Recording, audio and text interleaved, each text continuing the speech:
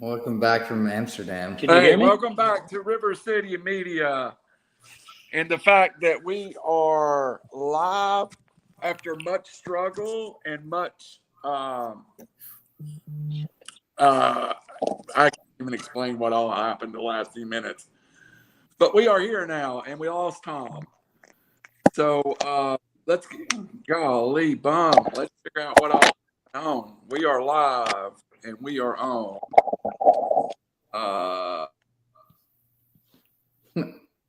All right. What's up, Rob? Oh man, still battling COVID, you know. Yeah. Welcome back from Amsterdam. Yeah, it was a good trip, in the dungeon. All right, guys. I think I've got enough working to get us through the rest of today. So can everybody hear me okay? Yeah. All right. First of all, let's get everybody in here and get it started. Robbie Davis is here, and Robbie has.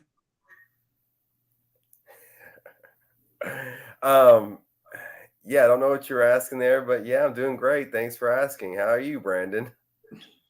I'm doing well. A lot of big stories this past week we're going to get into. So it's been insane. I mean, the fact that we've had to kind of modify our agenda as the days, especially today, has gone on. I got to lock my floating desk so I don't elevate.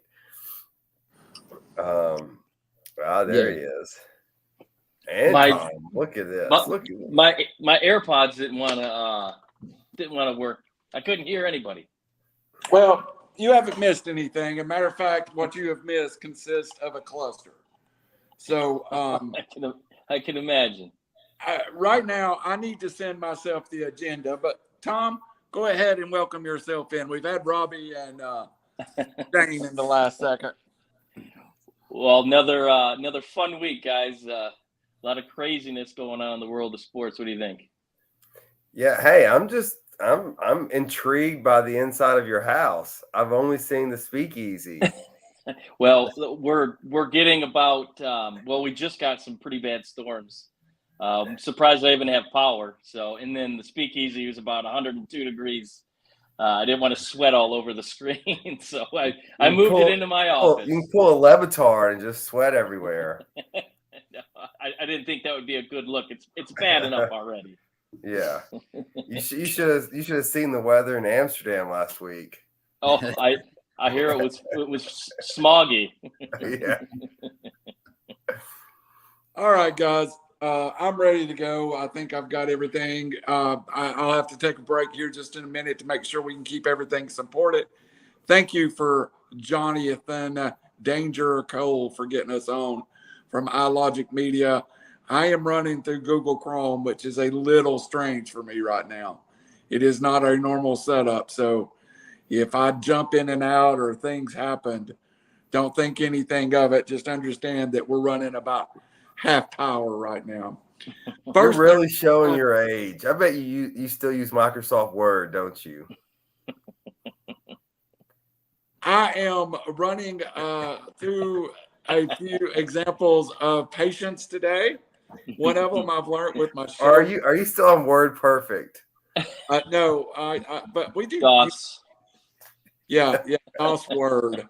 Yeah. We do use Microsoft Word at work and on a daily basis. I have my agenda now to my other phone. So let's get rolling.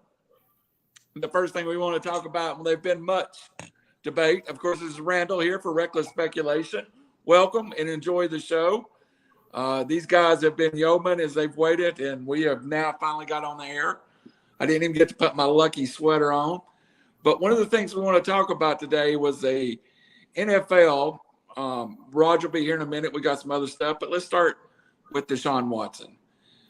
Breaking news all over the internet today.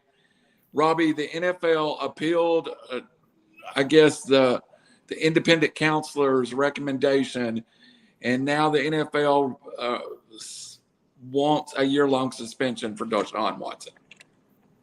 Yeah, I mean, this is,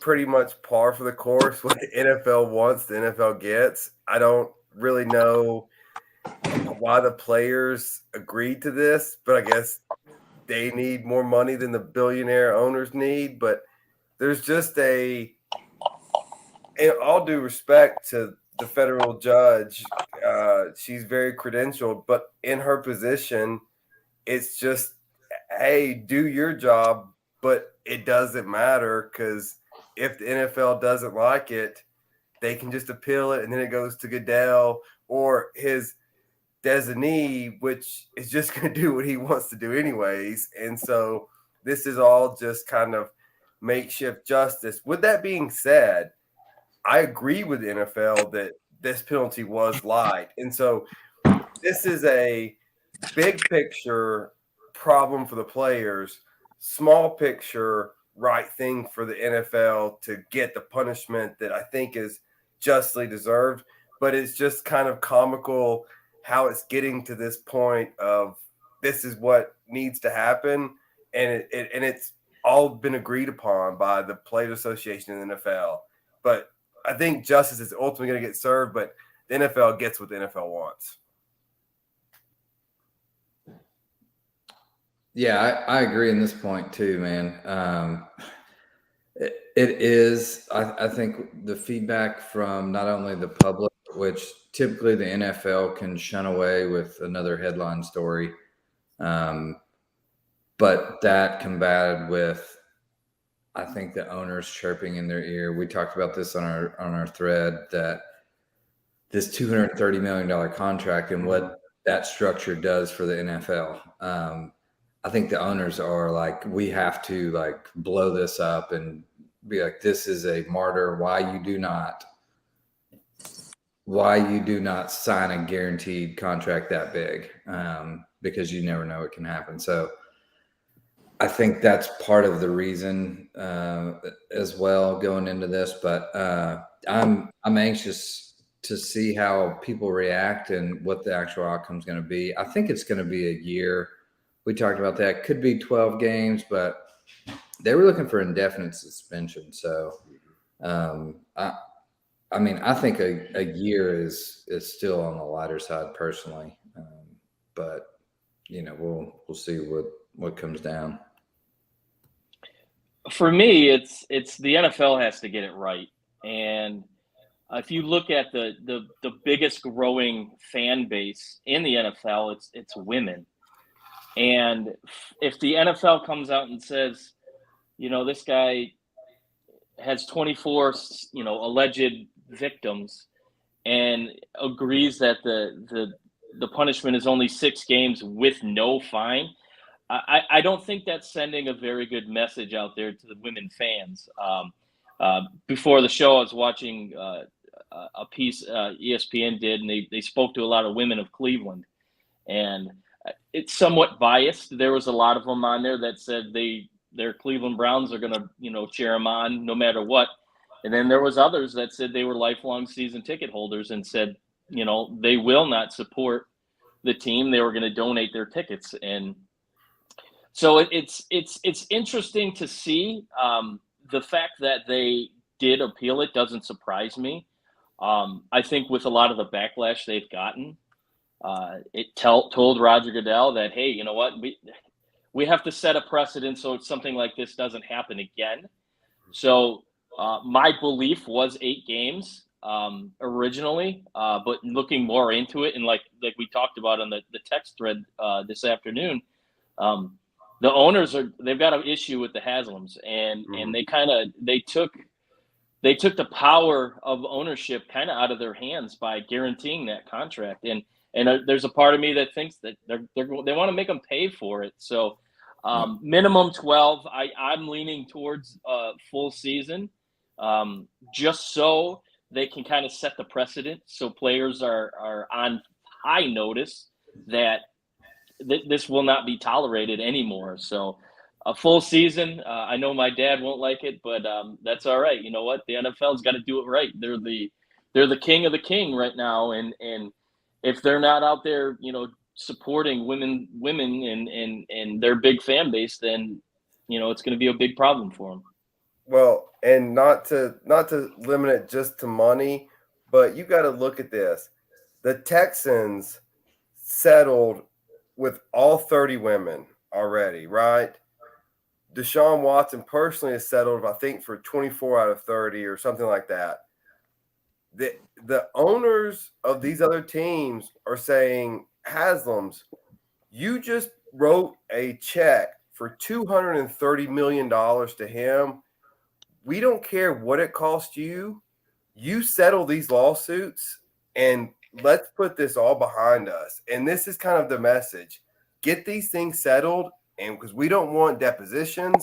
We don't want this on ESPN anymore. We want this behind us. Whatever you have to pay it, and get it done. So I got some questions. Let's go around real fast. And first, I want to talk about this. Justin, anybody can say this. I don't want to get it wrong. Polling. That's JP. That's my good buddy. He's a very knowledgeable fan. He's of course the contract is backloaded. Mm-hmm. Robbie, is the contract backloaded because the Browns knew something bigger than 6 games were coming?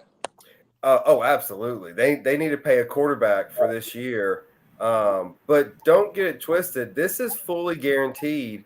And so he can take a loan out on this. You can, if you're getting paid $230 million over 6 years, whatever it is, you can take a $220 million loan out. I mean, those NFL checks, they cash.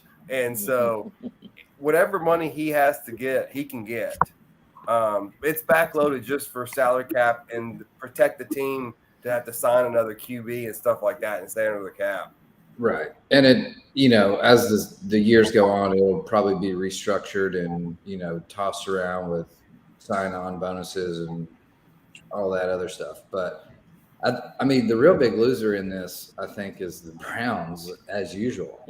I mean, they're the ones that are suffering the worst. I mean, Deshaun's still going to get paid without any type of, hefty fines potentially coming on. I have a question right there. Let's hop right there, Brandon. I'll come to you with the question. At this point, Deshaun Watson is still in these lawsuits. And, Robbie, I think your information is partly right. He had settled with 24 of 30 as of last week, but I think the number is now closer to 29 that he settled with. He's approaching having everything settled.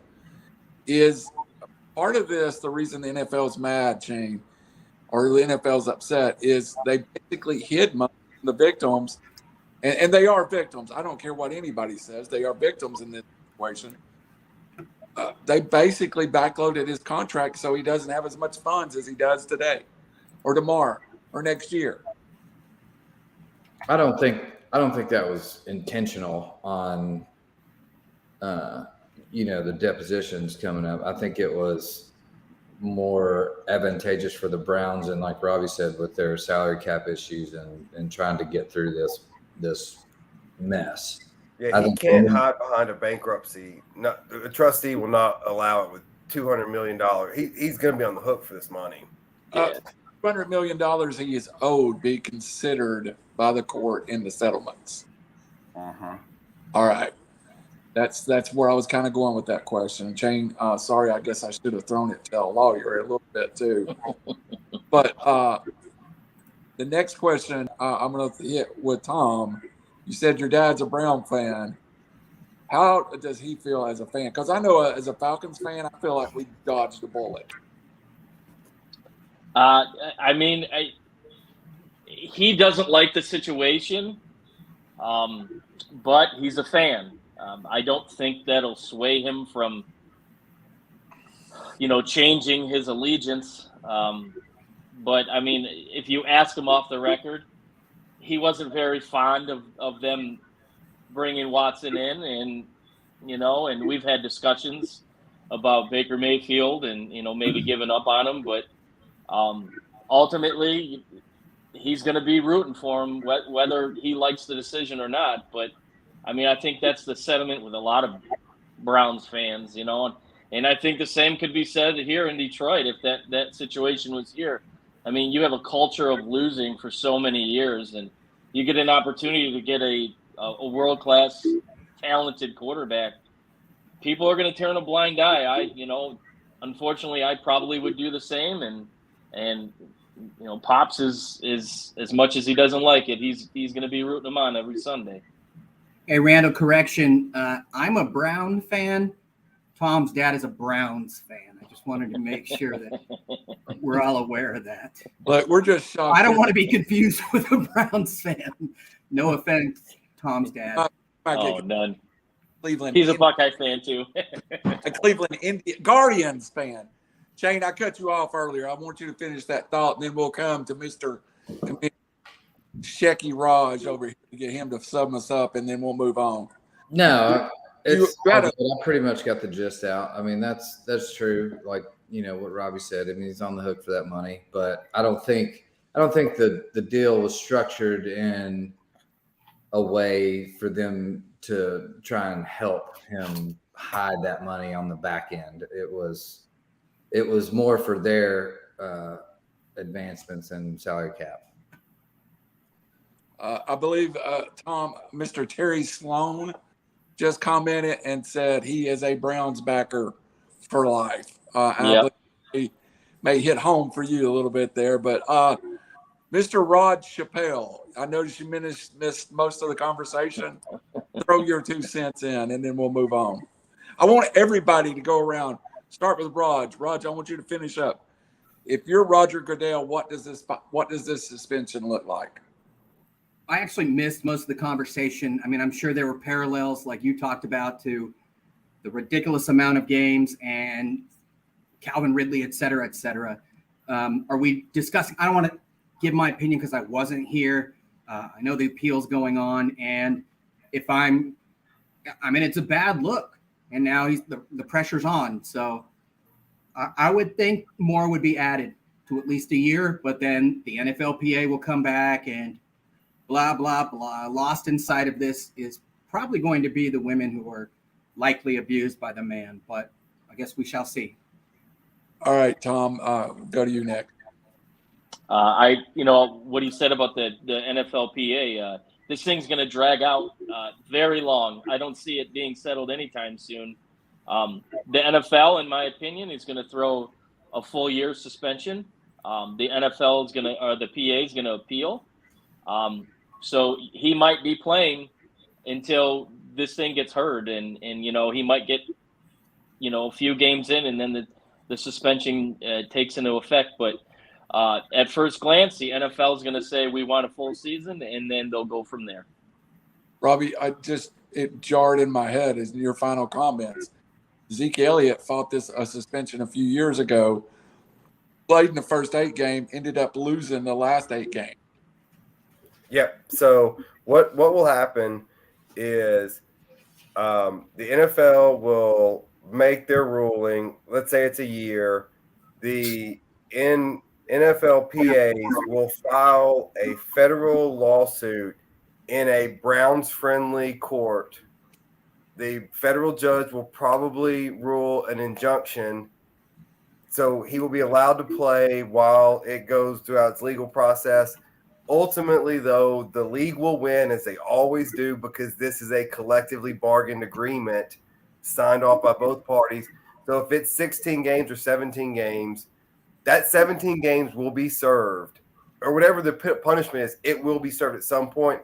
If I'm the Browns, I just say, whatever the NFL does, let's get it over with and let's move on. And because I don't want this missing half of a back end of the season, half of a front of the season. Just miss what you're going to miss and get on, because they will lose. Yeah. He nailed that one, dude. That was a great response. Yeah. And that's exactly what's going to happen. That's exactly what's going to happen. Yeah, so Robbie, that is well said. Let's move on now. The next thing. Kind of my job.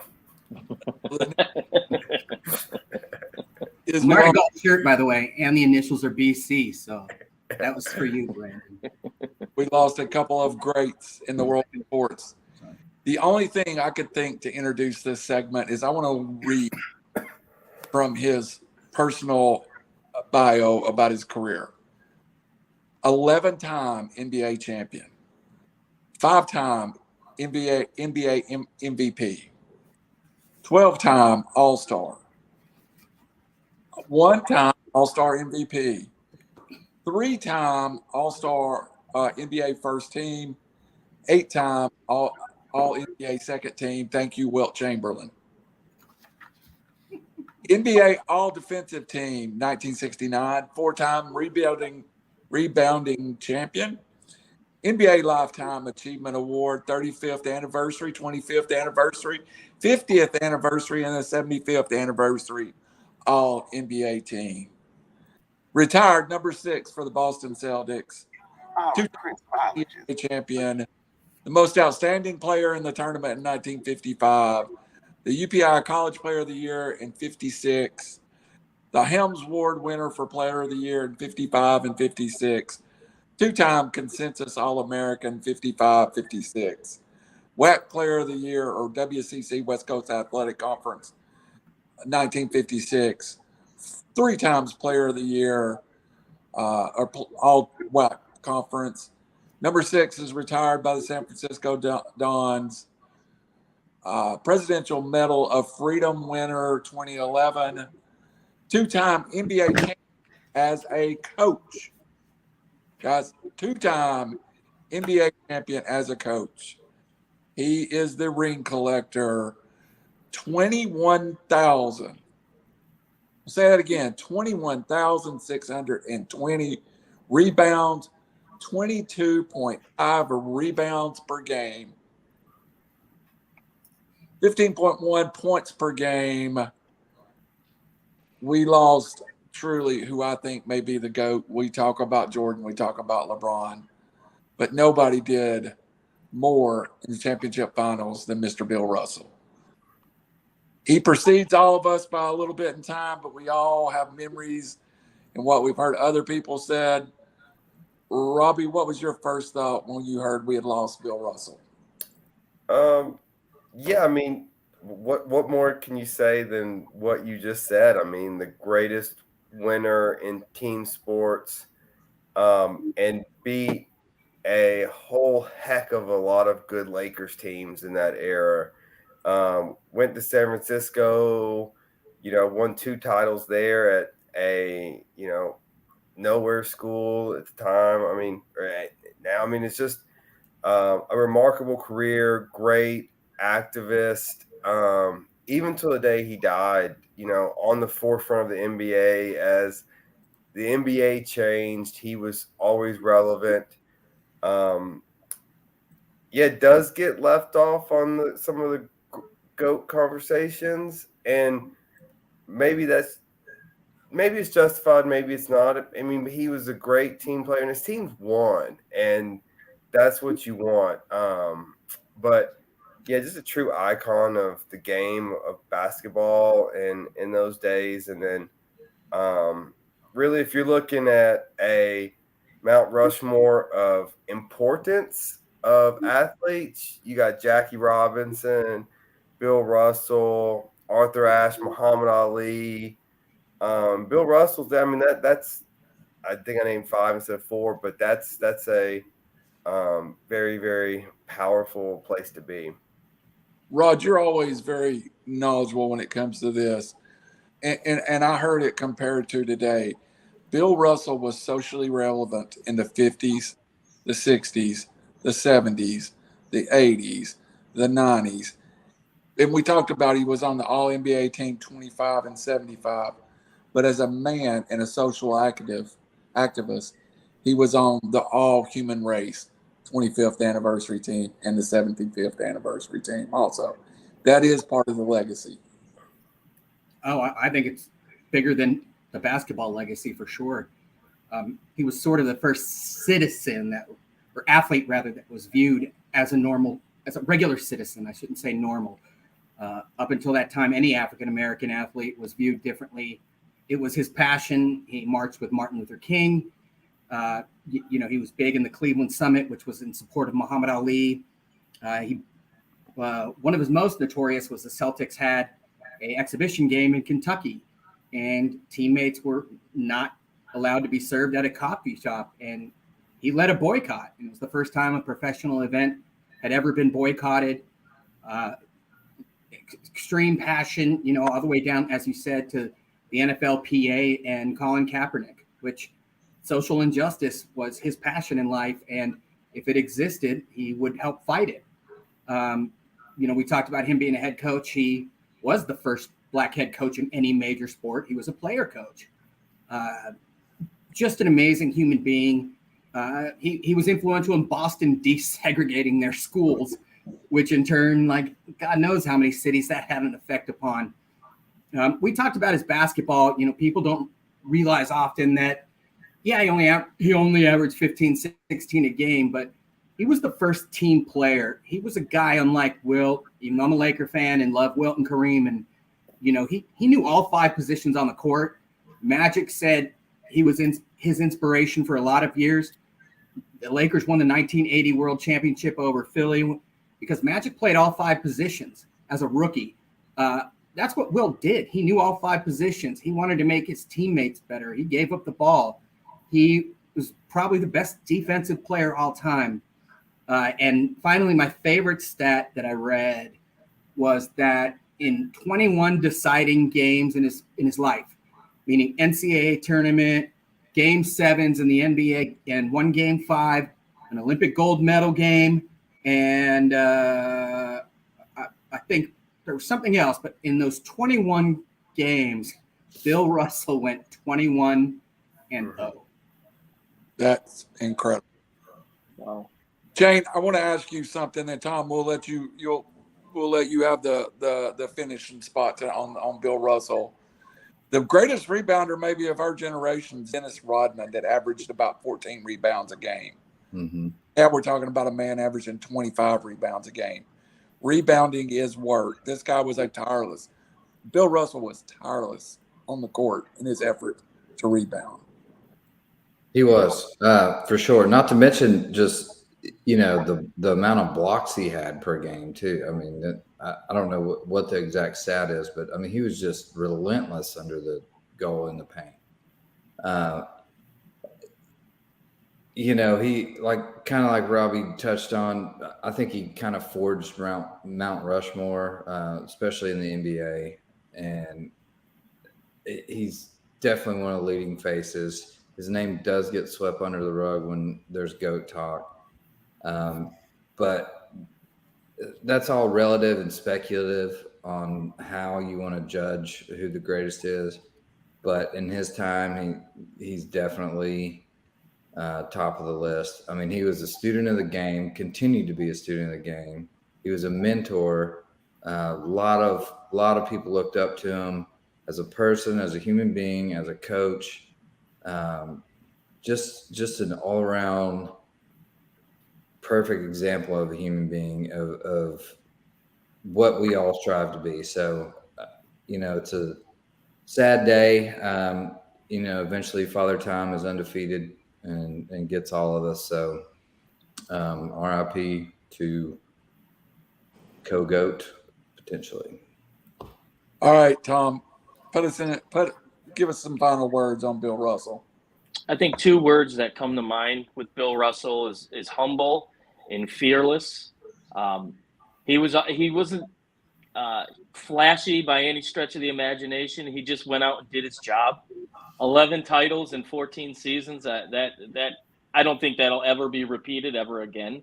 But besides that, he used his fame as a platform to stand up for people that didn't have the voice to speak up. And Raj mentioned even the Colin Kaepernick situation. I think he kind of paved the way for minority players to use their platform to speak up and not be afraid to talk about a subject that maybe not a lot of people would want to talk about. So I think you look in that regard, it's much bigger than basketball. It was more of a humanitarian than anything, being able to kind of pave the way for many young black athletes to come into the NBA. And you look at his game and he kind of carved the way. You look at big time centers like Hakeem Olajuwon and Tim Duncan and Shaq. These players all, emulated their games after him, and it's just amazing.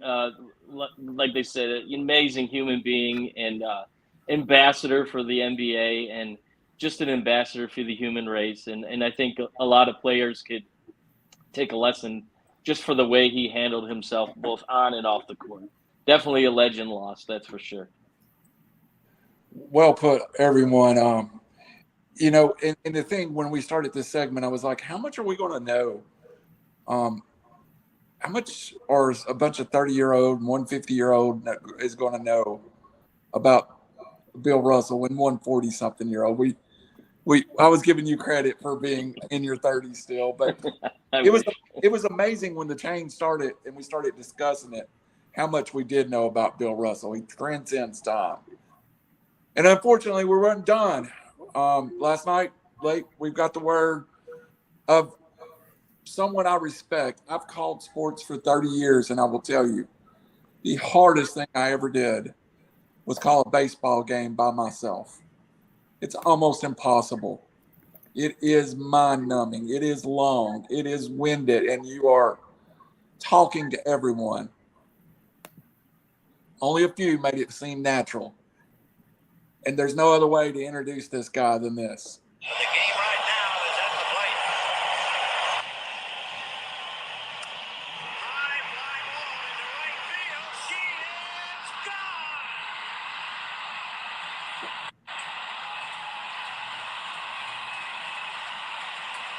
gone. Notice the crowd. He was notorious for letting the crowd roar.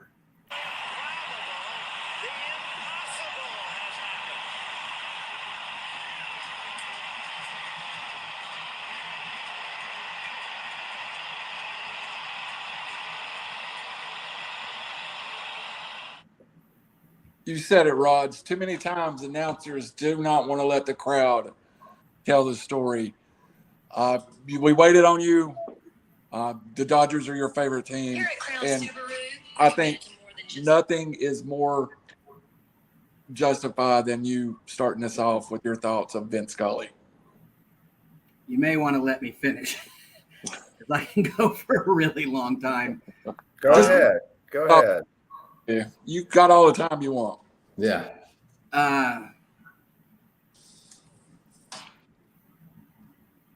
It was hard in the sense that growing up, Vin was in our homes every night.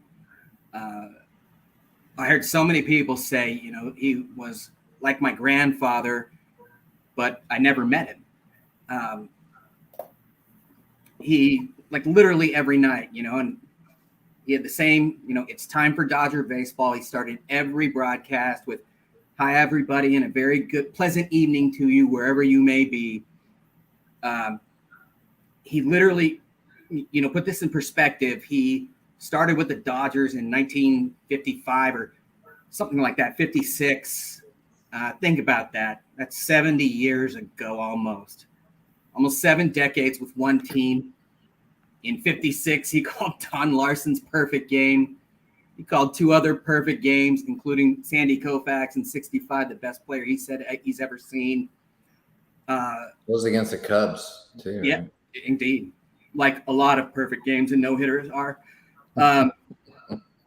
More importantly, so many have called him the greatest announcer ever. And as Randall said, he never had a color guy. He was by himself. He was play-by-play. He told stories from 1958 about knuckleballer Wally Burnett and how he held the ball differently. And you name the famous, announcer, no matter who your team is, manager, player, he's got a story because everyone respected him and everyone came up, and it was just amazing.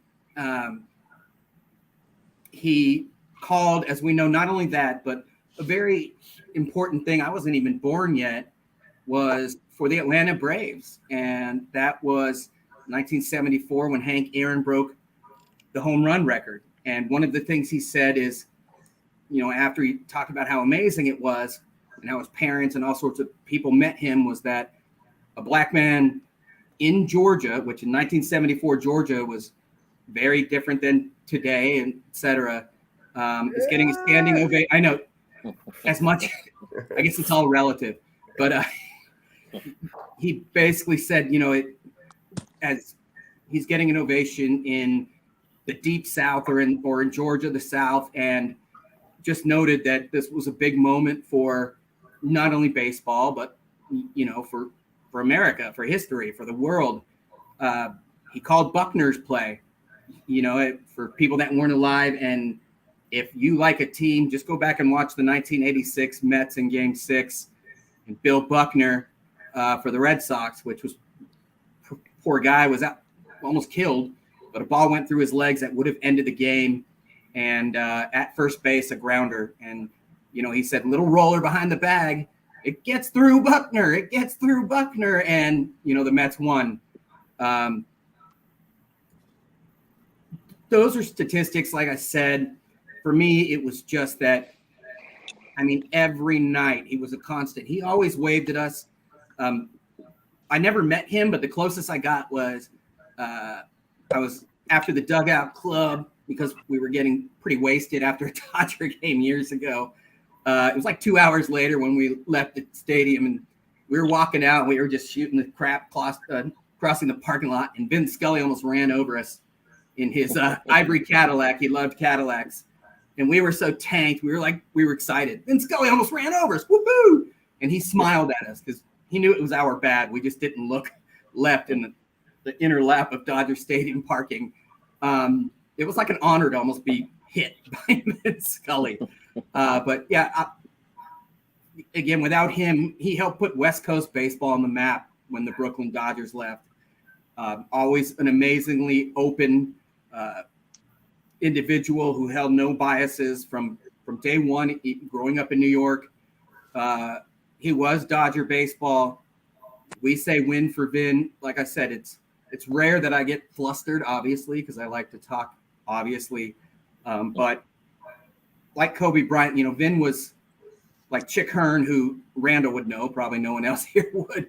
But he was just an amazing announcer that literally, like when I heard his voice, we had a downstairs TV room, and I left it on Channel 11, KTTV. And when I'd hear, hi, everybody, that's when I took off from the dinner table. And it was allowed. Like, I'm out, Vin's on, Dodgers are on. And literally, it was a voice in your house every single day. And to say he'll be missed, even though, obviously he's been retired for a few years. When he left, he said, I've said enough for a lifetime. He paused, always let the crowd go, and then signed off with something similar, for the last time, a very pleasant good evening to you, which was perfect. Just amazing, greatest of all time. And I can't tell you how he'll be missed, and how I wish my son would have a chance to listen to him in something other than clips. But yeah, as you can tell, it stung. Let's put it that way. He'll be missed. It's well put. And I've got something I want to do at the end of it, Raj, and maybe you get your final word in. We talked about Ernie Harwell, and for us, it was Chip Carey. Yeah. I've tried to do baseball the way Vin Scully did, and I actually thought, I'm going to call this, and it was a high school game, but I was like, I'm going to call this like Vin Scully. In the third inning, my voice was so gone, and I was so sick of talking that I just stopped and just like, ball two. Those radio icons like Ernie Harwell, like Vin Scully, they're going away, man. It's not the same sport as far as what radio meant. Dom? Those legends just had a way to, whether you were, watching on TV or listening on the radio, they just had a way of putting you right into the game. You felt like you were right there. For me, growing up, like you said, it was Ernie Harwell, and just hearing his voice, it just embodied baseball. He had humor, and his just the knack he had to just humanize the game was amazing. And I can recall being in my backyard. I was throwing the ball around, and my neighbor would sit on the front porch every day, and as soon as he got out there, he put the radio on, and there was Ernie Harwell, and hey, good evening, this is Ernie Harwell, and it was baseball, and you don't have that anymore. I think you just have announcers that just kind of just go with the flow, and I get that sports has become more visual with the TV contracts and whatnot, but there's just something about listening to a game and just kind of closing your eyes and picturing yourself like right in the mix. And my story with Vince Scully, my personal remembrance is the 1984 World Series. Yes, I was a 7-year-old little boy at the time, and his call on Kirk Gibson's home run in Game 5 was magical, and it's something I'll never forget. And he hit it off Goose Gossage, in the famous Sparky Anderson's like, he don't want to pitch to you, and for certain enough, he throws the ball, and Gibson parked it in right field in the upper deck, and just For his those call. out there, sorry, Tom, I didn't want to get people confused. That was the same Kirk Gibson for the Dodgers in '88. Correct. But he Correct. came from the 1984s with the Detroit Tigers. From the Tigers. So Yep. another legendary call, and he used to call every World Series. So I'm sorry to interrupt. Oh, I'm no, sure you're fine. We're like, this guy doesn't know what he's talking about.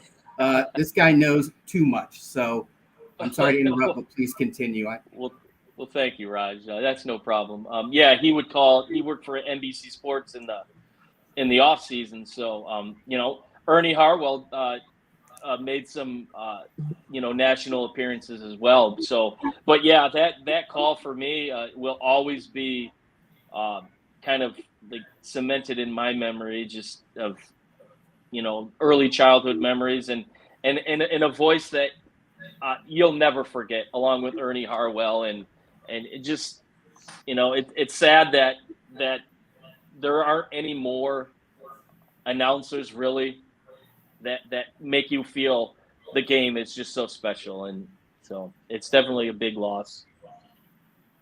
Robbie Davis, you have anything to add? Yeah, I'll be brief. Y'all have done a great job of saying it all. I'll just say, watching, ESPN throughout the day today, I've heard some fantastic stories. Y'all know how much I love PTI. They were breaking it down today, and I heard a fantastic story about like that Hank Aaron home run. Once he hit it and we heard the clip, he actually turned his back to the field so that he would not even be tempted to say anything, and just let the crowd, let the fans hear the crowd. That's 2 minutes. confidence. That's an understanding of the moment. And that's just greatness, is what that is. It is. Brandon Chain. Yeah, I mean, hard to capitalize on what all you guys said. Just one thing to take away that I've gotten is how personable someone like that can be, or almost part of a family member. Like Raj said, you hear his voice on the TV. It's like, Dad's home. Come on, like you run. He was. And you go and you just can't wait. Just captivating. And I don't see a lot of that right now in any sport. And apparently baseball is the kind of big deal, especially back in the day on the radio. I mean, that's what started it all. So it's pretty cool to hear you guys tell stories, especially when you're kids, about hearing Old people. You older guys. No, it is. It's a cool sentimental thing like that, especially when you lose somebody that you listen to for decades. It's a very personable thing, and to each fan in that respect. So, yeah, it's a sad day, and I feel feel bad and grateful at the same time. I mean, this guy was a great dude and a great person, and made a huge impact, especially on baseball and the LA Dodgers. So I wanted to play 2 quick clips, and it's the only thing I have to say.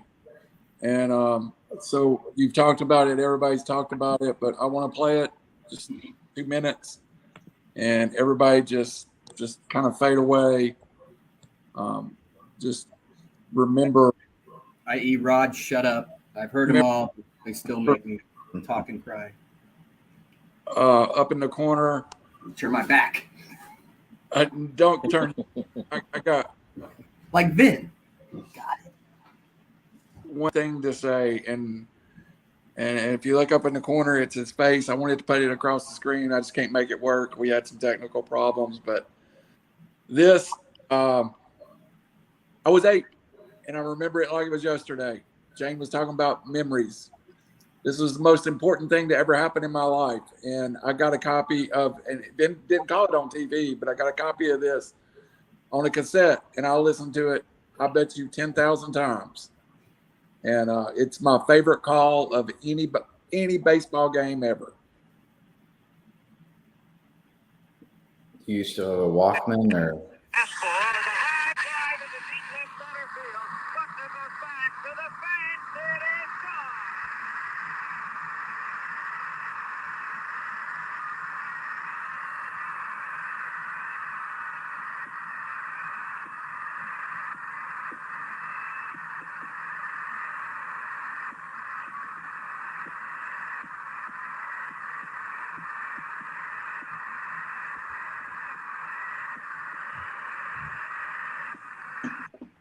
What a marvelous moment for baseball.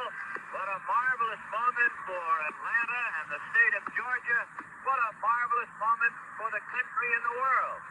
A black man is getting a standing ovation in the Deep South for breaking a record of an all-time baseball idol. And it is a great moment for all of us, and particularly for Henry Aaron, who was met at home plate not only by every member of the Braves, but by his father and mother.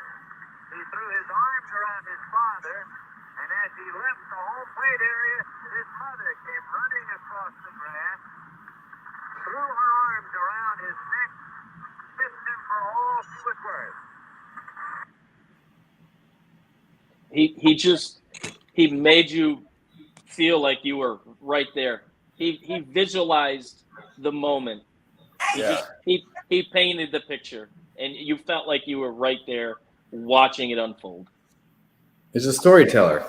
Yeah, absolutely. Well, just to say, if you've never even been to the South, just the words of, you have the crowd yelling for a black man in the South, like that's powerful words and eloquent and so accurate for that time to say off the cusp.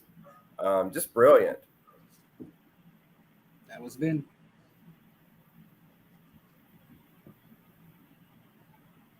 I think Randall's having technical difficulties himself. For me, I kind of cut it off earlier, but when Gibson hit his home run, long fly ball to deep right field, she is gone. In a year of the improbable, the impossible has happened. That was Gibson's only at bat during that series. He had no knees. He could not play anymore. That was the bottom of the 9th with 2 outs. Man on first. Guy named Mike Davis drew a walk. Oddly enough, former Brave Alejandro Pena pitched the top of that inning to hold. I think he got the win that game. But he hit it off Eckersley. Off Dennis Eckersley, who was unhittable that year. Yep. All-star with like a minuscule ERA.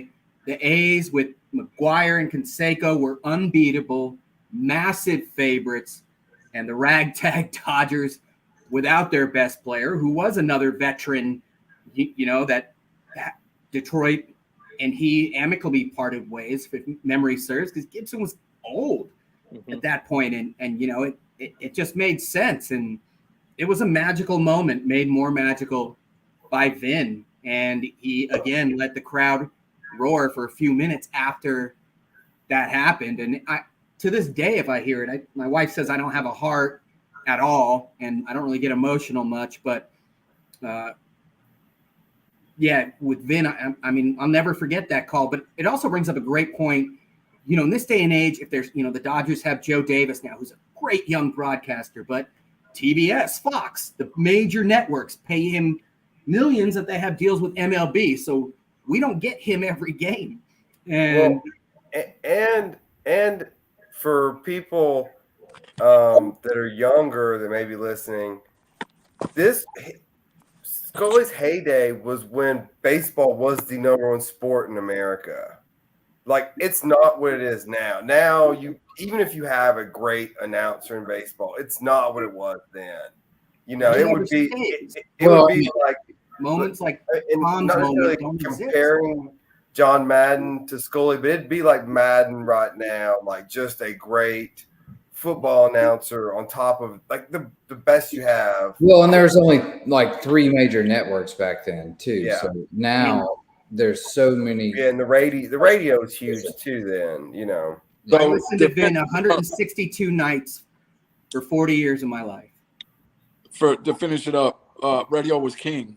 In Dayton, Tennessee, I listened to the Cincinnati Reds out of Cincinnati. I listened to the St. Louis Cardinals out of St. Louis. I listened to Atlanta Braves out of Atlanta. These Ward, right? Tennessee guy.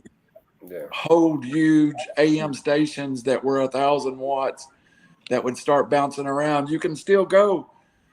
Sometime you want to have a laugh, go to AM 870, New Orleans. I still listen to Tennessee basketball games. I still turn the radio on and listen to the radio and watch it on TV if I'm not at the game. And AM 870 out of New Orleans has been the flagship station of LSU football since the 40s, since Billy Cannon days. So it's a different generation that's gone away. Hey, real quick, Randall, you'll know this as well. Vin was the first one to do a simulcast. That he was on TV, but he spoke so well, and he did have his radio days that the last 30 years of his career, it was a TV cast, but it translated as well, if not better, based on who he was on the radio, which is just insane. I've done enough TV to know that broadcasting is different, and to be able to pull it off. When you do radio, you cram minute details, and when you do TV, you add interesting topics. On TV, you might say, "What a great catch! Look, one-handed." In radio, what a good catch down the sideline at the 45-yard line with 4:41 to go in the game. And somehow Vin Scully could balance those two together. I never could. Well, I mean, I've done it 30 years, and I've never had. That's why you're with us. That's the reason. There's also only one Vin Scully, so don't beat yourself up. All right, guys, we got to move on. Y'all done a great segment. I'm sorry I'm having so much software issue tonight, and everybody bear with us. I want to move on, and this is going to be a baseball heavy, but we got started late, but I still want to hit right now what I called one of the biggest trades in baseball history happened this week. And we had a player move. I heard several discussions about it. And I heard one of the radio talk show XM shows that I listen to describe this as this is the best young player still under contract with no way to leave his original team to move since Babe Ruth. Now, you put that in perspective. A generational star in his early 20s, still under a rookie contract, moves teams. So we'll start with you, Raj, just to get the historical value of this. Juan Soto and Bell to the San Diego Padres for basically their whole minor league system. Then I'll come to Chain, and I know Chain's got some comments on how much the Nats gave up in this trade, and we'll go from there. Yeah, I mean, it was hard for me because we, as a Dodger fan, usually get everyone. But I had heard that we knew the asking price was way too high. And one thing the Atlanta Braves taught us last year is it's not about who you acquire. It's about what kind of fit you acquire and what you give up for that fit. The Braves gave up nothing to get the 4 guys that were instrumental, if not the reason, aside from that, they won, the World Series. There were reports, and it could be hindsight, that the Dodgers jacked up the asking price because they wanted San Diego to drain their farm. And they gave up a lot of guys for Soto, getting Josh Bell. They got Brandon Drury. They got Josh Hader. Brandon Drury just hit a grand slam in his first ever at-bat as a Padre. And there's going to be that magic. And, I come back Saturday, by the way, but I went to a couple games last week against Washington, and I texted my buddy with the Dodgers, and I was like, any chance to get 2 for Friday before I leave? And he's like, dude, I've had like 800 requests because San Diego is in LA this Friday, and they're going to get hot, and they're going to do their thing. Are the Dodgers the better team? Yes. What people don't realize is the Dodgers are getting back Walker Buehler, Dustin May, Victor Gonzalez, Blake Trinan, Chris Taylor. They've called up 2 kids. So the Dodgers are kind of showing that it's good to keep your farm for when you need them. Now, San Diego and A.J. Preller, he loves to go for it. And needless to say, they went for it. And when he is a free agent, he's going to get $500 million, which is just insane. Is he what he is? I'd rather have like a Jacob deGrom, a dominant pitcher is just more like effective to me than a dominant hitter. I'm not rationalizing. He's amazing. And Tatis is probably the best player on that team, in my opinion. But, they gave up a lot, but there's no doubt they got better. And I guess we'll have to see. There'll be a lot of pressure on him. I think with Soto, we tend to think he's like 28, and the dude is like 22 or something. 23. 23. Yeah. So the future is just incredible for him. And, I thought Washington, even though San Diego gave up everything, including their top prospect, C.J. Abrams. But I guess if Soto is so great, then maybe they should have gotten more. I don't know how they're going to pay him, Tatis, and Machado, but it won't matter if they get that ring. Brendan, and your buddy JP says it's just important that Drury grand slam first at bat, 5-0 Pods up after 1. Brendan, we talked a little bit on the text.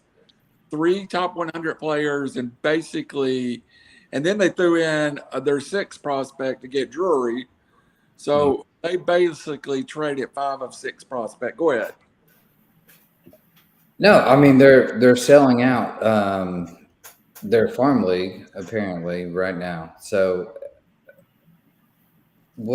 it's kind of different than what most people do in baseball and in NFL as well. NFL, I take the LA Rams as a very good example of what happens. You trade the future for now and try and win now, and I think that's what they're doing.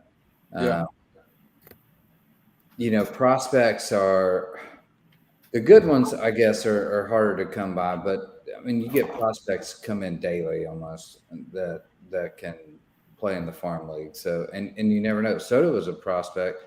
So was Bryce Harper and, all these other guys that are the greats and got traded. So, you're gamble. If you're going to use it, may as well go for a guy like that. Yeah. I mean, if you're going to sell out, this guy, you got potential now. 2 years? His contract's up in 2 years, I think, or He's got the next 2 more seasons. Two more seasons, and then they got to restructure. So yeah, he'll get over $500 million or whatever. But who knows what happens at that point? But they're trying to win now, and they immediately catapult into. They were already a second wild card favorite or something right now, and they immediately catapult into right there with LA Mets and Braves and everybody else in the mix for the World Series. I mean, they're World Series contenders right now. They are. Yeah. I just have concern that they're 12 games down to the Dodgers. It's going to be rough. They're going to have to come the wild card path. Yeah, I mean, timing's got to work out. We always know, and especially when you get to playoffs in baseball, it's not always the best team that wins everything. It's the hot team. And so can they hit that Braves fire that they did last year and become that hot team? Who knows? That's yet to be said. But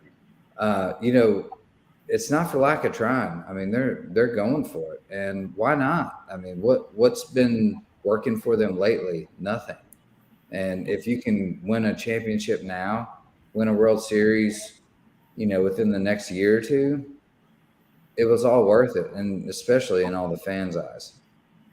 Didn't the Braves make up like 10 games in 2 weeks recently? Obviously, I love the Dodgers, but a couple injuries here and there, and that's not a problem. 21 wins in July. Braves are 4. 80 games left.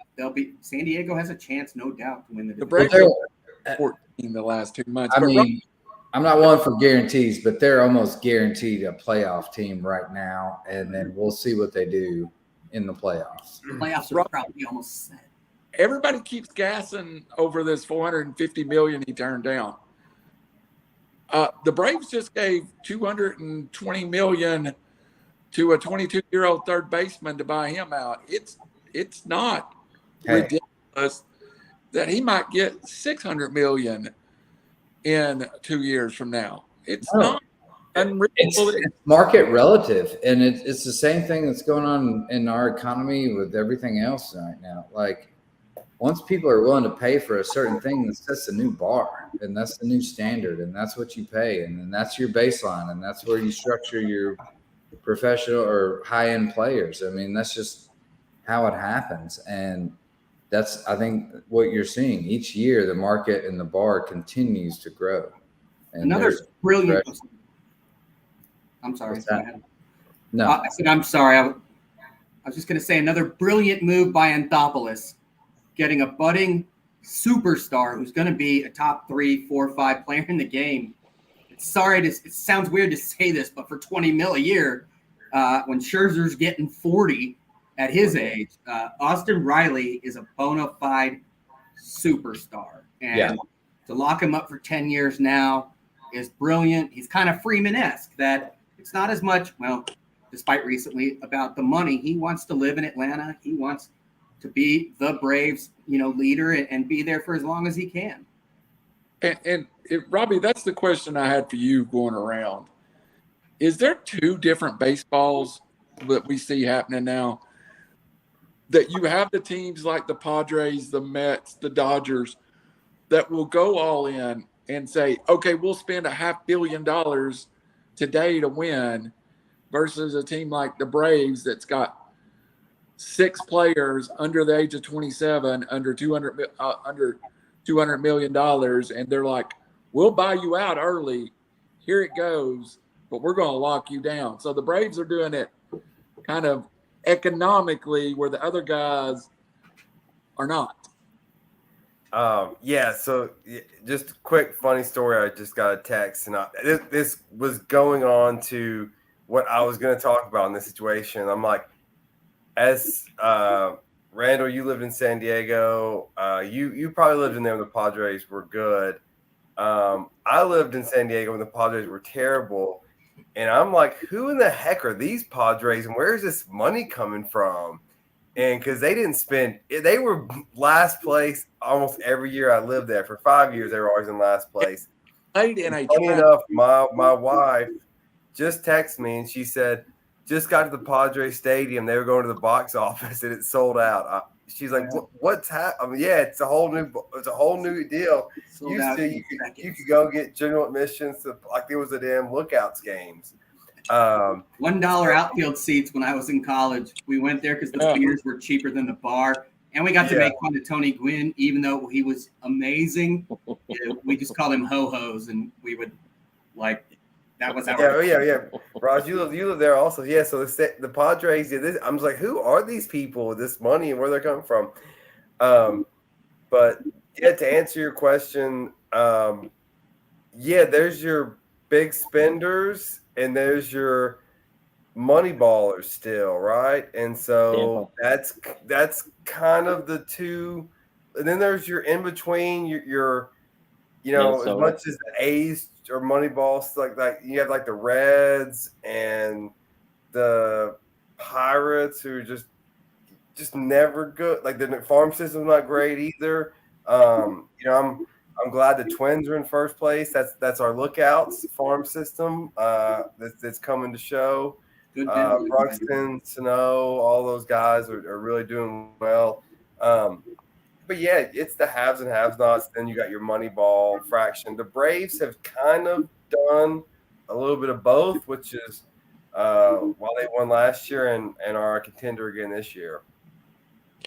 All right, Tom, we had some great discussions about one contract handicapping. By the way, your buddy says, I do think Riley's MVP candidate too. Yeah. One bad contract, if you go get that Juan Soto and he tears something or he becomes not the player he was, or like in Miguel Cabrera's case, he just ages. A great player that's now approaching 40. You can handicap a franchise for a very long time.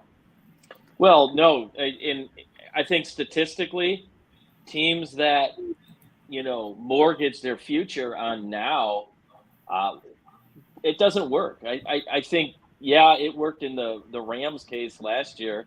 They were able to fleece my Detroit Lions and get Matty Stafford, but theoretically that doesn't happen very, very often. And in Detroit's case, Mike Ilitch was infamous for, whatever it takes, blank check. Dave Dombrowski, who's he's the GM of the Phillies now. He was the GM in 2010 on, and actually he would earlier than that, 2006.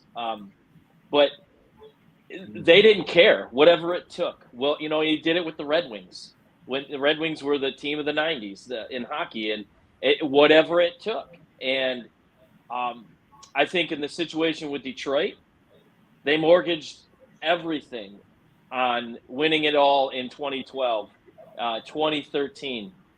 And it didn't happen. If you look back at the 2012 team, you had Justin Verlander, Max Scherzer, David Price, Rick Porcello, Anibal Sanchez. That rotation, you could arguably say, is one of the greatest rotations in the history of baseball. What did they do? They got mollywopped by the Orioles in the playoffs. So, and what we're dealing with now, we're still reaping those benefits of what Dave Dombrowski and Mike Ilitch did. Was it great for the city? Was Comerica Park packed every game? Absolutely. It was electric. But now you have a situation where the team is just god awful. And their farm system, with the exception of, the Riley Greens, the Torkelsons, who just got sent down a couple weeks ago. He'll be back. He'll be back, yeah. But there's only a few.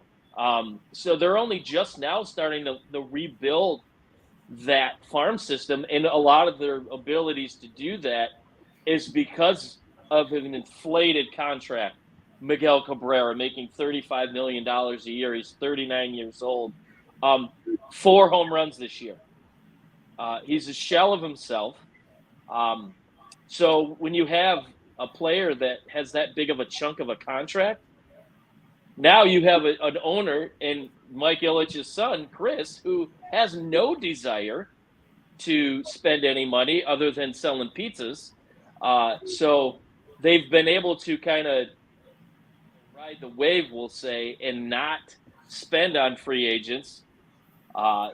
So they've had good draft picks, and they've built up their farm system somewhat. But, looking at what the Padres have done, get the ability to get Juan Soto at 23.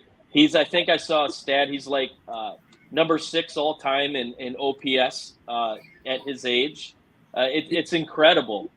And he's already proven what he can do in a playoff run, as he did as a rookie in 2019 or 2018-19, whenever they won the World Series. Ice water in his veins, but if they don't win, how are they going to gel with Tatis and Machado? Will that work? Will they have enough pitching? You know what? Time will tell. But if they don't win, they're going to pay the price. It is Ted Williams is the only comparison statistically to Juan Soto at this age. Yeah, there's no denying his ability. And then also, I think a lot of players are kind of waiting around till after next year. And what's next year? The big prize. Shohei Ohtani becomes a free agent after the end of next season. Apparently, the Yankees called and they decided the price was too high. But what is that price tag going to be after next season for a player nobody's ever seen in their lifetime and their father's lifetime, with the exception of Babe Ruth? I have actually never seen him. How do the Angels still suck though with two of the greatest players of all time? I was just thinking, I don't know if I've seen a baseball game all year besides actually going to the Braves games. We went to a game last season. I specifically had to go see him pitch. He pitched 7 innings, lights out baseball, and then I want to see him. In the I think it was the 7th or 8th inning, he hit the ball harder than anybody I'd ever seen. I'm in the upper deck, and at Comerica, you're like 1,000 feet above home plate. It's ridiculous. The crack of the bat. If I was blind at a game, the crack of the bat, I would have known that ball was gone. It almost ended up in the concourse in right field, which is an absolute bomb. Unbelievable player. My guess is he's gonna be the first $60 million per year player. I know how much it's going to cost to go 40-40, and that's $22 million. He plays 2 positions. That's a bargain. If Soto's getting $500 million, him for $600 million, that seems like a bargain. He's a top 5 pitcher and a top 5 hitter. Yeah. It's ridiculous. He does DH though. Let's not forget that. That's what the National League did for 100 years. But I can't diminish him. I've never seen a DH go out and like pitchers hit is what I'm saying. But when pitchers hit, nobody like John Smoltz hit 5 career home runs, but there's never been a pitcher hit like that. But this is the problem with baseball. I'm not a huge baseball fan, but I don't know how many years he's been in the league, but I've honestly never seen him play baseball. That's baseball. Too bad no one would ever give Zach Greinke the chance, because I think he could have pitched away at Ohtani. He could hit great, man. He's great for the Dodgers too. I want to get through everybody else's trades. Great points, guys. Raj, I want to come to you with your Dodgers. I think they made one very interesting move, and that's getting Joey Gallo out of New York to LA, where he's not going to be depended on. They may have him on the playoff roster as a bat off the bench. But this is a guy who could be a superstar if you could fix him mentally. Yeah, we made the joke, like, wait a minute. We already have Bellinger, who at least can play defense. Then we have Muncy, who either walks, hits a home run, not this year, or strikes out. Now we have Gallo, which is like the same 3 dudes at the plate. It is. The thing with Gallo was exactly what you said. They gave up a kid beater that they didn't see a lot in. He was fairly highly ranked. It doesn't matter. Gallo struggled. So he's not meant for New York City. He never went outside. He felt bad, blah, blah, blah. He was crushed. He was not that guy. Couldn't handle the pressure. Nice kid. You can't be nice and live in New York. It doesn't work out. For the Dodgers, it's a low-risk flyer. If he can start just doing something, contribute, pinch hit. Yeah, there's pressure on that, but, nothing's like New York City. So, the Dodgers were quiet because there's a lot coming back and because the asking price was really high. Side note, about Soto, last year the throw-in in the Scherzer trade, the throw-in was Trey Turner, who's got 1 more year under contract this year. And from what I hear, the Dodgers are going to do everything they can to pay that kid. And I would do that in a heartbeat, not comparing him to anyone else. Guys, I hate to jump, but we got to say goodnight to Brandon Jane. He's got some dad duties to take care of. Brandon, you want to add any comments before you get out? Man, sad week in sports. Just Vin Scully, Bill Russell. That lost two legends there for sure. And wish I could stay longer, boys, but I my daughter is running around crazy upstairs right now, and I've got to get her down to bed. So, Oh, good, man. appreciate it.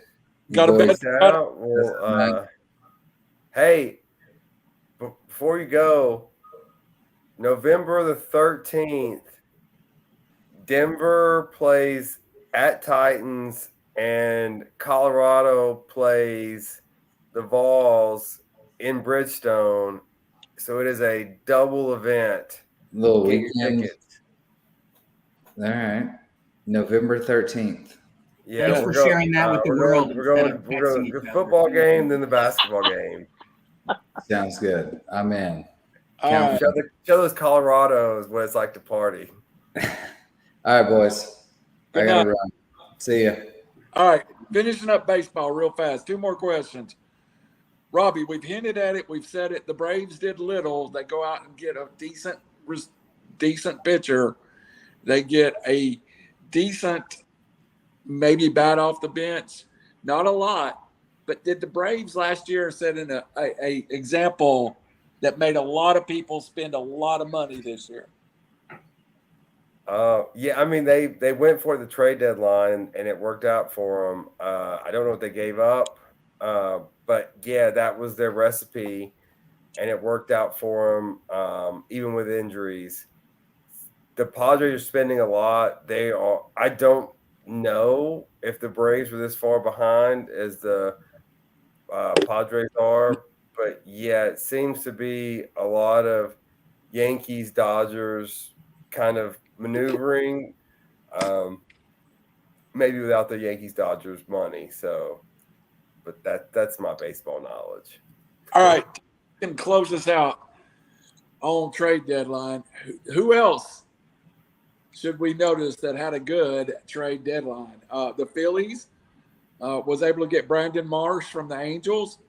I really love the Blue Jays getting Whit Merrifield at the trade deadline. What do you think was? Well, big? the Blue Jays, Merrifield's is a good player. Is he going to get vaccinated? That is the question. And as latest I heard today is he hasn't. They haven't really said anything. So that's a question because they're already loaded. Where would he play? That is that just like bench depth or it'd be curious to see where they're going to fit him in the lineup. I really like what Houston has done. They brought in Christian Vasquez from the Red Sox, the catcher. They brought in Trey Mancini, and they shored up their bullpen with Will Smith. Another team, Seattle, bringing in Luis Castillo as a starter, and it paid dividends already today. He went into New York and manhandled them. So obviously the Padres, set themselves up. But yeah, the Phillies added some depth. Noah Syndergaard and Robertson came in today, and you saw he absolutely shut the door in the ninth inning against your Braves. But my take from this trade deadline is the teams that didn't do anything. Take my dad's Guardians. They're a game out of the third wild card spot and did absolutely nothing. To me, that was kind of a surprise, along with the White Sox. You know what? That AL Central is kind of up for grabs between the top three teams, and really, Cleveland and Chicago didn't do anything. But the team that mystified me the most really was Baltimore. After the month of July they had, I think they won 13, 14 in a row. They were sellers. They're 2.5 out of a wild card place. And they got rid of Mancini and a couple other pitchers. And so it didn't make sense to me.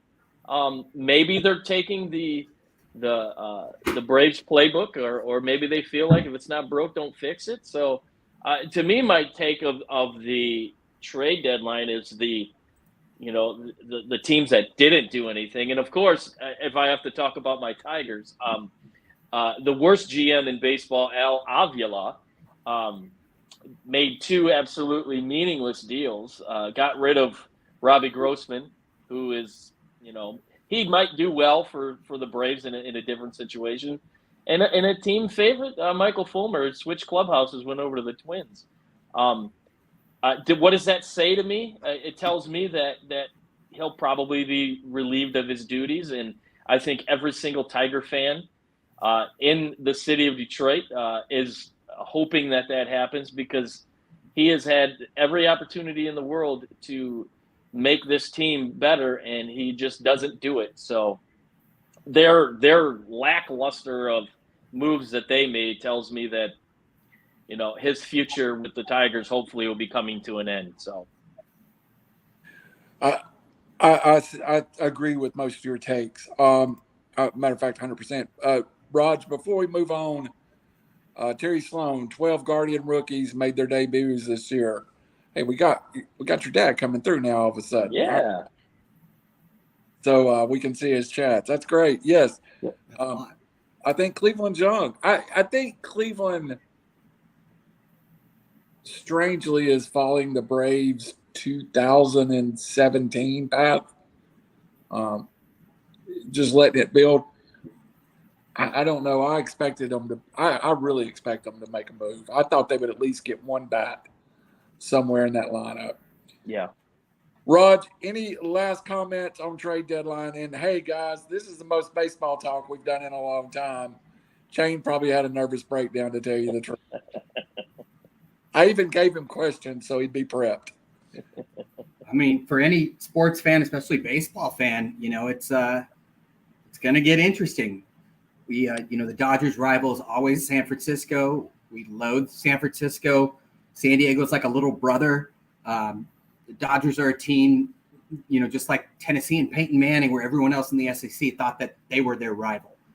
But now it's going to be damn interesting with, their top 3. There are still some holes in that lineup, but it's going to get good. And I'm looking forward to that. And it's interesting to see, is it, like we said before, the approach that Anthopoulos did last year, which won a World Series, or giving up, selling your soul to, win now. So it's not an absolute. Whatever happens, happens. It could be this year only, but to those of us that love the game, it's going to be very interesting down the stretch. Final words, and then we'll go on to our football subject for the night. From a Braves side, and I read an article from the Journal-Constitution where basically said that Alex felt like the Braves had a significant level of talent coming back, that it was almost like you said with the Dodgers. You're just now getting Acuna healthy. You've not seen Ozzie in months. Soroka is now in the minors making starts. You've got some different makers that is going to be added to your everyday lineup. I think we all, as Brave fans, overlook the role that Adam Duvall played on this team. And look, I know he was on the scrap heap in Cincinnati when Atlanta went and got him, but he hits 240. He's got a big bat, and I feel like Freddie was a silent leader. Adam Duvall was that 12-year guy that was kind of always like, come on, let's go get it, guys. I felt at one point last year that him and Jock had took almost a leadership role in this team and towards the stretch. So I do think we miss Adam Duvall on the field. So we'll see. I'll just say this: whatever the Braves do, or like the ends justify the means. They won the World Series, so they've got. I mean, that's the goal, right? If you win one every 10 years, you're good. If you win one every 20 years, you're good. And they look the same. And my buddy, who's not a big baseball fan, but he knows enough that he probably knows a player's reputation 2 years ago or 3 years ago. He met me at my desk today going, the Braves got Ordonez? Oh, my God. Well, I mean, Look at the whatever the Rams sent for Stafford. It was worth it. They won. That's the goal. Get a Super Bowl. Like and so that's what if the Padres don't win, then yeah, you can have this entertaining talent, but you gotta win. And so it's to be determined. We called the Lions smart, by the way. We thought Stafford was a born loser, and that would never happen. So One of the reasons, eat crow on that. Well, I would be cautious to ever use the words Lions and smart in the same they sentence. weren't fleeced. Let's put it that way. one of the reasons the Braves made so many trades last year is we forget the Braves had just lost Ronald Acuna. Yeah, they were injury prone. They were trying to get 2 bats to fill in. They were trying to get Rosario and Soler 2 bats to fill in for 1 elite top 3 major league player. Just give it a shot. They were 500. Yeah, and if they didn't choke the year before up 3-1 against the Dodgers, you're looking at could be possibly back-to-back world champs and then going for a third. But nonetheless, we've got football to talk about. Easy. Sure. I want to move to 2006, and I want to talk about 2006. First of all, Randall was in his 30s and feeling good about life. Tennessee would be playing in the SEC championship the next year against LSU with Les Miles and would go on to win the national championship. But meanwhile, a couple of big-name programs was changing coaches. I was at that Tennessee LSU game, and everyone in the stands was wearing Michigan jerseys. LSU, they were wearing Les Miles Michigan jerseys, Les Miles to Michigan. At the same time, across the country, there was talk and meetings going on and private meetings going on. Rich Rodriguez to Alabama. Rich Rod to Alabama. Rich Rod to Alabama. Rich Rod to Alabama. Rich Rod denies that it was ever happened, but people in Alabama at the time swore they had a memorandum of understanding, a MOU, with Rich Rod, and he never signed it and went to Michigan. Robbie posed a question in the text group this week, and I'll let him lead off. What happens if Rich Rodriguez goes to Alabama? And that's where we started this conversation. 2007, Alabama with Rich Rodriguez. Well, so if that happens, then if Rich Rod goes to Alabama, then Nick Saban and the Miami Dolphins is not intrigued by, at that time, an 8-year, $32 million fully guaranteed contract, which is peanuts now thinking about it. But that was the highest guaranteed contract of a college coach ever. Because contrary to popular belief, everyone says Saban was a failure in the NFL. That's not true. I think he was 8-6 and 6-8, around a 500 coach, which is generally what a successful coach is without an elite quarterback. So I don't know if he goes back to college.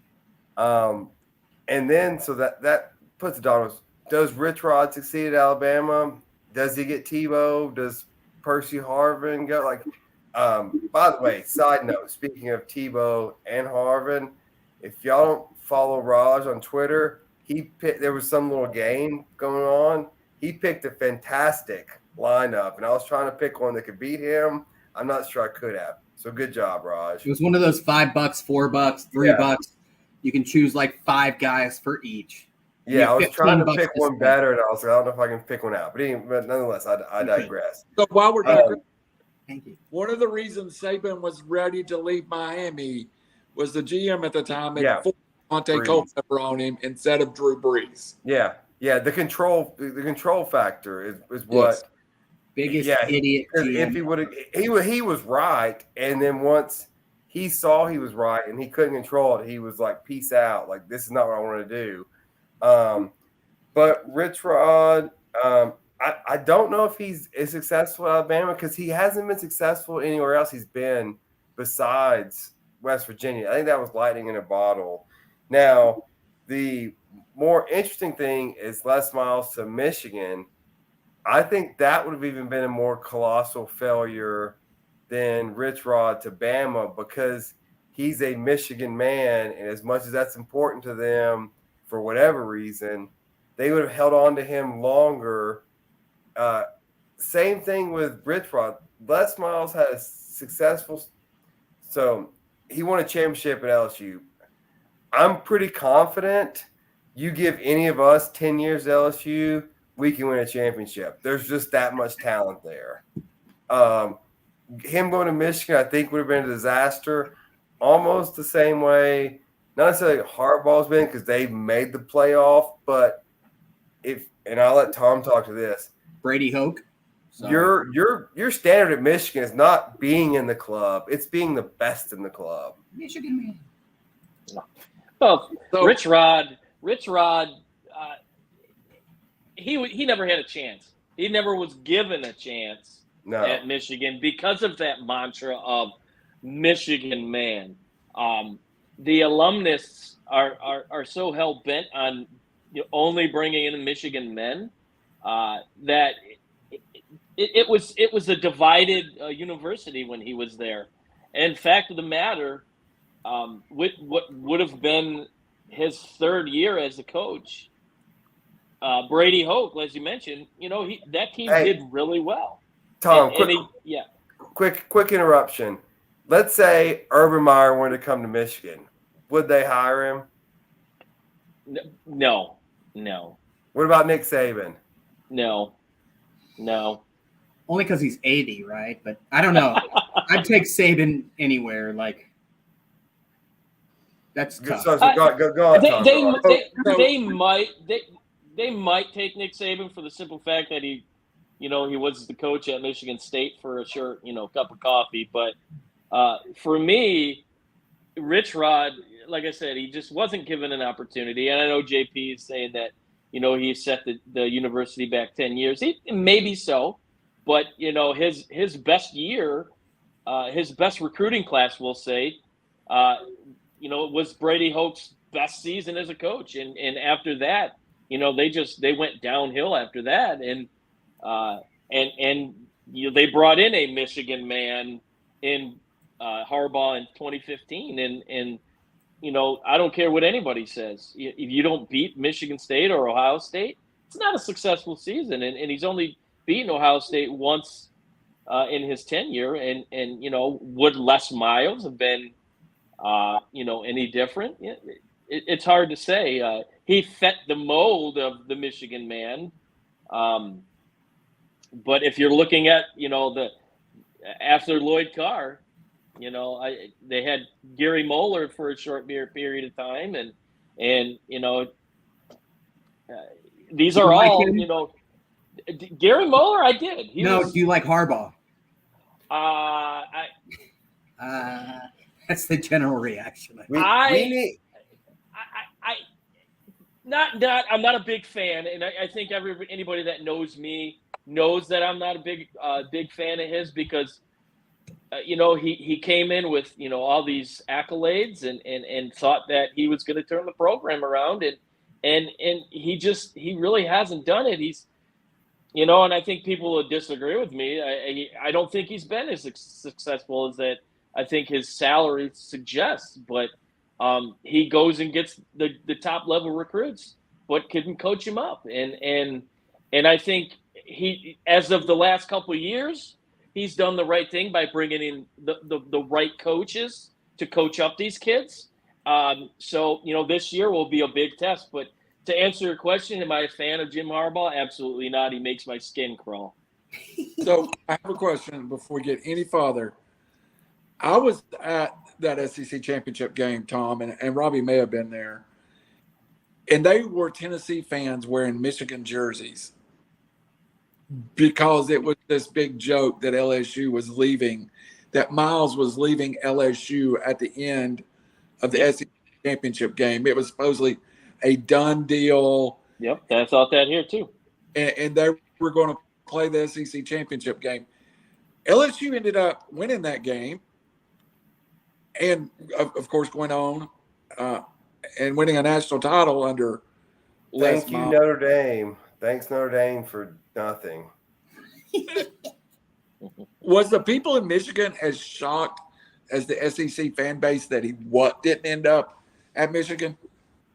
I think all indications were he was coming here. He fit the mold. Former coach and whatnot, and he was a Bo Schembechler guy, and all indications said, yeah, this is our guy. He's going to bring us to the promised land, and when he didn't, end up coming here, I think Michigan kind of was left scrambling, like, oh, we got to do something now, and unfortunately, the rest is history. They never really amounted to much after that. As much as I can't remember what his specific number was, but as much as a $30-40 million paycheck to not work is, I bet he wished he did go to Michigan, because hell, LSU, it's brutal. You win a championship and 2 years later you're fired. It happened with Les Miles. It happened with Orgeron. Like, if you can get out, win, and go Tigers somewhere else. All right, Rod, sum it up, and then we'll go on to the closing segments. Rich Rod at Alabama, Les Miles at Michigan. Who wins the most? D, none of the above. Fair enough. Fair enough. Well, guys, we've ran long tonight. Unfortunately, part of that was the technical issues that we'll try to get squared away.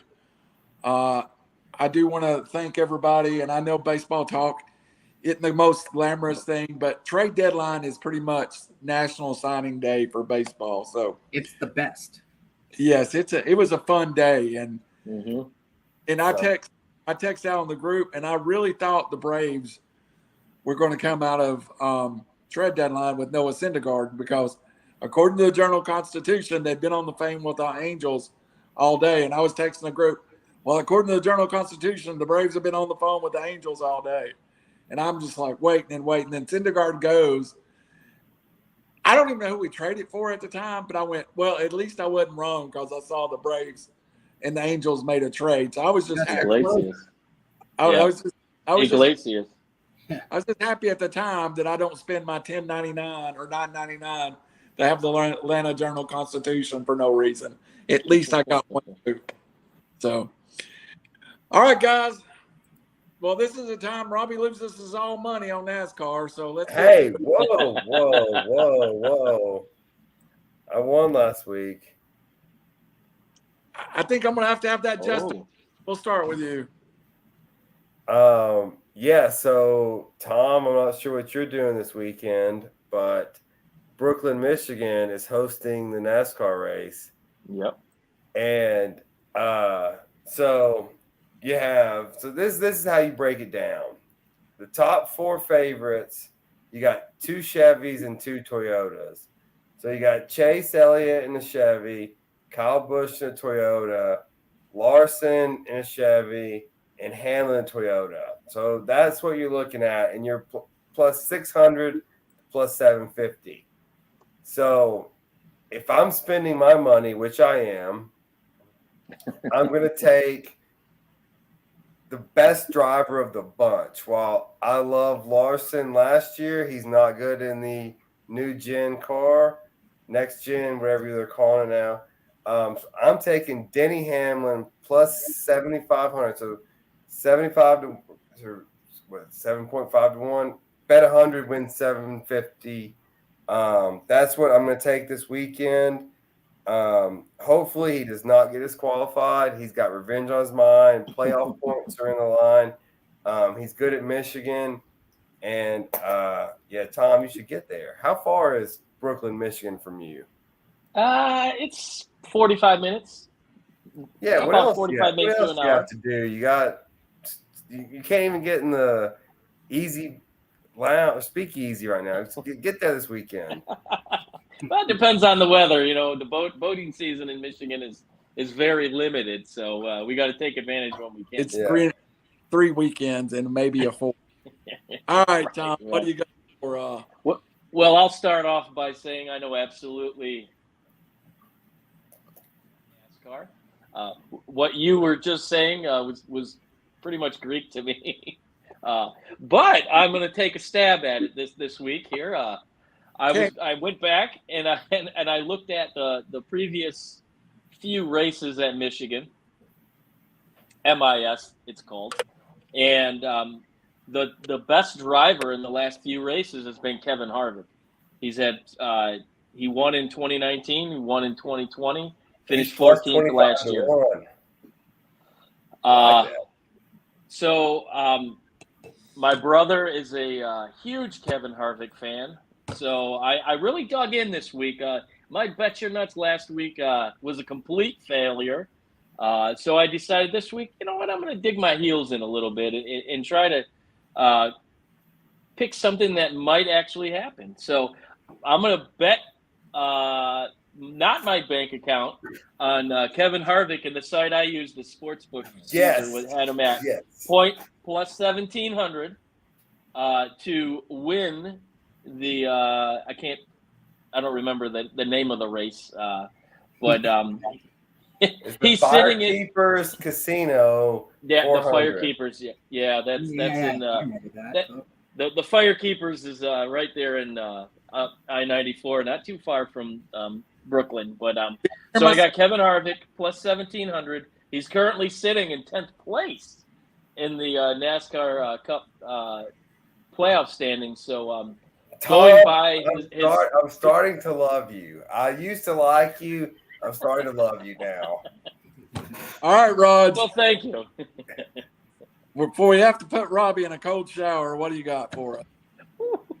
I wanted to touch the Dodgers and Padres this weekend, but, you don't touch a hot stove, and no pun intended for baseball. The Padres are going to come in. They're going to be excited. Brandon Drury, who was like a 250 hitter, not that average is all that matters. Hits a grand slam. That stuff's going to carry over. They also ducked the Dodgers' best pitchers this weekend, so in Urias and Kershaw right now. So I don't want to touch that. What I do want to touch tomorrow is I'm thinking of parlay with Kershaw and the Dodgers at minus 210 against the Giants, and then I'm going to go with Brandon Woodruff and Milwaukee at minus 250. The reason why this matters is those odds suck in baseball, but I think they're both going to win and win comfortably. It's ironic that you are giving us your parlay, because I'm giving you the best baseball game in America tomorrow night. And I'm giving you a parlay on it.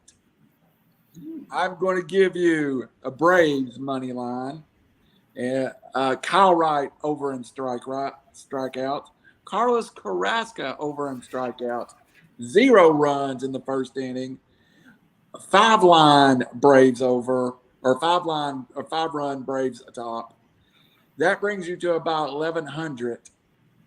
You bet $10, $110. So basically, Braves money line, both pitchers strikeout line, 0 runs in the first inning, Braves to lead after 5 innings. You make $110 off of $100. If you don't want to get that complicated, you make $110 off of $10. If you don't want to get that complicated, at plus 100, you can get the Braves money line and just put 50 on there and make 50. Wait, so I actually have a pencil and I'm actually trying to write stuff down, and I couldn't keep track of that. I'm not sure our listeners are getting that. Braves money line. Well, yeah, they're still not getting that. Just be simple. Just tell them how to make money, free money. Braves, go free money. Braves money line. That's it. Just no runs in the first inning. If you want to win $10,000, bet $20,000 on Braves money line. There you go. If you really want, it'll be on River City. Yeah. No one has time to write stuff down. Oh, jeez. All right. No runs in the first inning. Do what? I like. Here's what I'm thinking this game is. But if you will text me that bet, I will bet it. But I just can't remember. I think both pitchers are lights out for the first 6 innings of the game, and I think it is a lot of strikeouts. Runs are hard to come by. Kyle Wright has been great. Carlos Carrasco has been great. I think it's 2 very good pitchers. First place, second place, independent race. That usually means low scoring. All right, final words for the night. Well, who wants to go first? Raj, you're only allowed to cry 1 segment, so I'll save you for last. And Robbie Davis, you are our pick for closing words tonight first. Yeah, thanks for watching. It's August the 3rd, which means This was the last. maybe only 3 more shows till football season starts, so we will not bore you with baseball talk anymore. But thanks for watching, and I promise you, not promise, but semi-promise, Hamlin's going to win this weekend. And then other than that, hopefully I get my voice back by this time next week. And then thanks everyone for watching. Robbie, you seem like Robbie Davis after your COVID battle. You're into the bourbon tonight. That seems more like you. Yeah, it's been a struggle if you guys haven't had it, or it's kicked my butt for sure. All right. Glad you better, Robbie. Let's go with the man, the myth, the Michigan legend, the man with the best haircut on the show today. You must have got it done today. Monday. Tom Jekyll Sloan. What's up tonight, buddy? I'm going to kind of go back to a conversation we had, a few weeks ago. I real quick, I won't really get too much into it, but if there was one state, we just had our primary yesterday here in Michigan and 4 other states, and one state in particular blew my mind. I couldn't be more proud, and that's the state of Kansas. And what took place last night, and it was confirmed this morning, was something that I don't think we would ever have seen. Speaking of Kansas, it's an extremely red state. On the ballot was women's rights, basically. They wanted to vote to have it removed from the Constitution. A yes vote meant women's rights were going to be defeated, and the no vote meant that women in the state of Kansas were going to keep the rights that they've had and their parents have had, their mothers and their mothers have had. So what took place was basically almost a 2-to-1 vote to keep women's rights. So amazing to think in a state that really blue is hard to find, that people came together on both parties to say, hey, you know what, that this isn't what we want, and it's not fair. And they spoke up, and they spoke up in droves from what the Secretary of State said. It was comparable to the 2008 presidential election with Barack Obama. So in a primary, people voted because it matters. And I'm just so proud of the people of Kansas, specifically the women, that they are, their voices have been heard, and very loudly. It was a historical day for this country. And just to add to that briefly, it was a strategic place to put it in this election, and it was a very confusing worded ballot. And so the fact that people went out and voted for the right thing, yes, Tom, that's a great way to end it.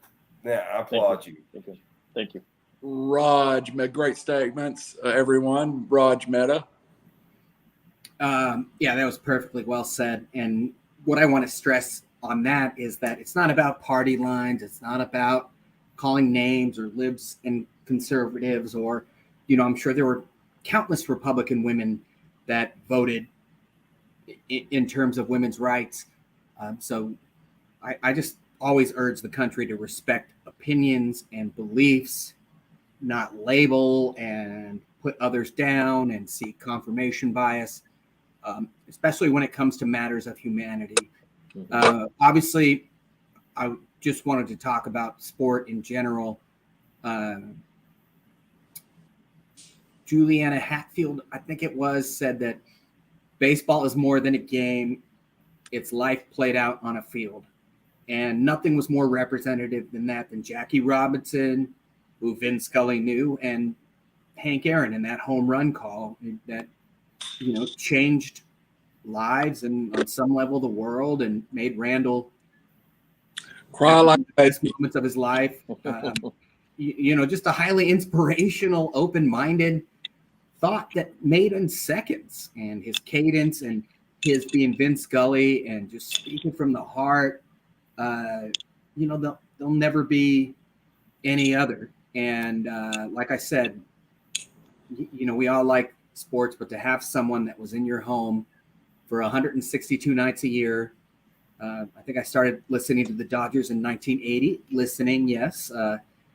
Also, I never liked Charlie Steiner, so we'd listen to Vin on the radio despite the delay in TV, or especially when they played the Braves. Then and still now, I can't listen to. I like Skip, but Chip Carey's just the worst. Anyway, Vin Scully was more revolutionary than most think, and just like Bill Russell, he was bigger than the game, and he spoke from the heart. He wasn't trying to be bigger than the game, but he ended up having a lasting effect, and I wanted to thank him and so many others for a lifetime of memories and moments.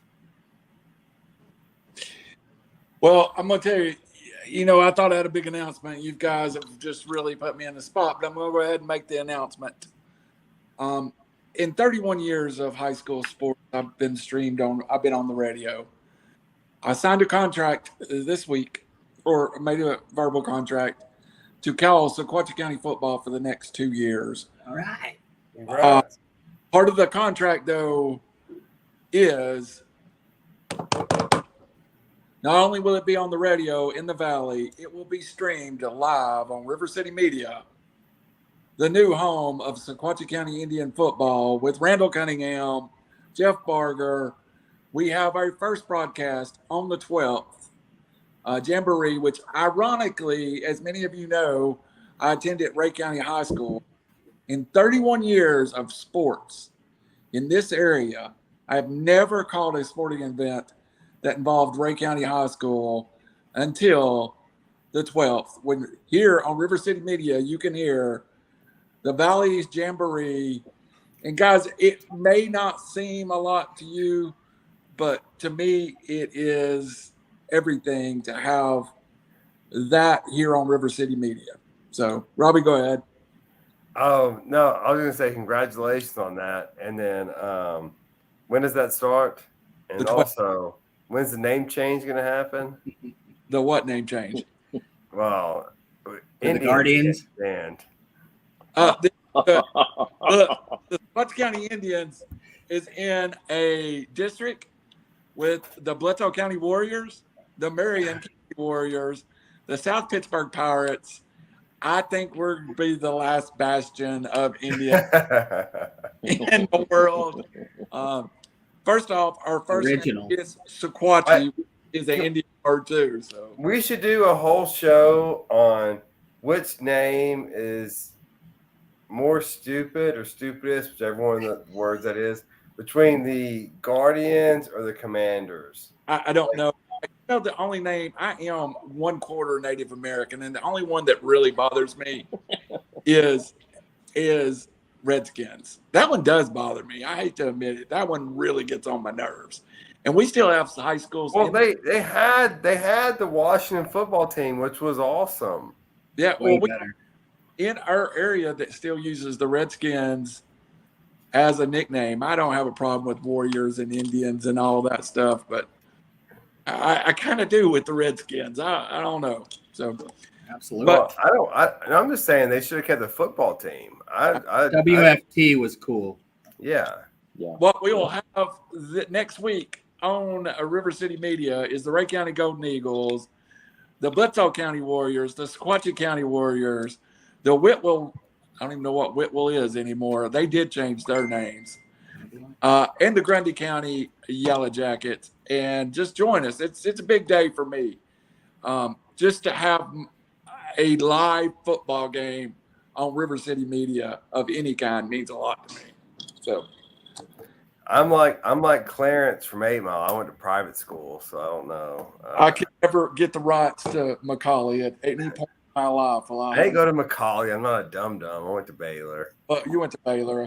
He likes girls. I went to Ray County. We like sheep.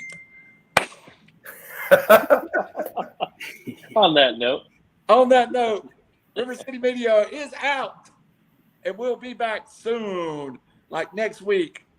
And also, I think next week we may